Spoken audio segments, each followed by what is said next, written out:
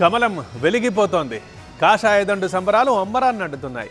ఒక్కో రాష్ట్రంలో పాగా వేస్తూ వెళ్తున్న పార్టీని ముందుండి నడిపిస్తున్నారు ప్రధాని మోదీ. 10 ఏళ్లలో ఎన్నో విజయాలు సాధించినా ఈ రోజు దక్కిన విజయం మాత్రం బీజేపీకి వెరీ స్పెషల్ అంటోంది ఆ పార్టీ. అయితే ఇప్పటి వరకు ఎన్ని రాష్ట్రాల్లో బీజేపీ ఉంది, అసలు ఎన్డీఏ పాలిత రాష్ట్రాలు ఎన్నున్నాయి ఒకసారి చూద్దాం.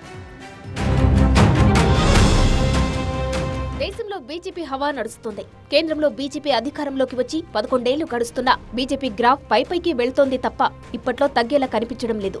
ప్రధాని మోదీ నేతృత్వంలో కమల వికాసం నడుస్తూనే ఉంది. లేటెస్ట్ గా ఢిల్లీ కూడా తమ ఖాతాలో పడడంతో 15 రాష్ట్రాలకు పెరిగింది బీజేపీ అధికారం.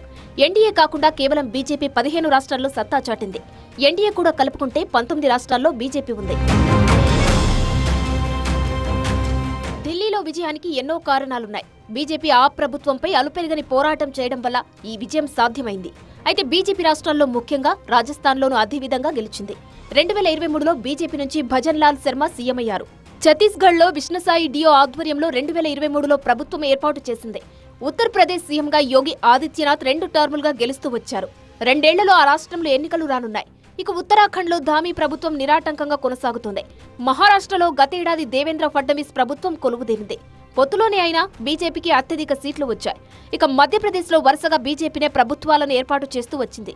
ప్రస్తుతం మోహన్ యాదవ్ సీఎంగా ఉన్నారు. హర్యానాలో గతేడాది అనూహ్యంగా బీజేపీ ఘన విజయం సాధించింది. సీఎంగా సైని మరో నెలలో ఏడాది పూర్తి చేసుకుంటారు. గోవాలో బీజేపీ సీఎం ప్రమోద్ సావంత్ అప్రతిహతంగా ముందుకెళ్తున్నారు. ఇక గుజరాత్ సంగతి ప్రత్యేకంగా చెప్పనక్కర్లేదు.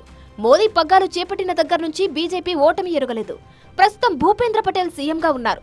అస్సాంలో హిమంత బిశ్వశర్మ, అరుణాచల్ ప్రదేశ్లో పెమా ఖండు, మణిపూర్లో బీరేన్ సింగ్, త్రిపురలో మానిక్ సాహా బీజేపీ సీఎంలుగా కొనసాగుతున్నారు.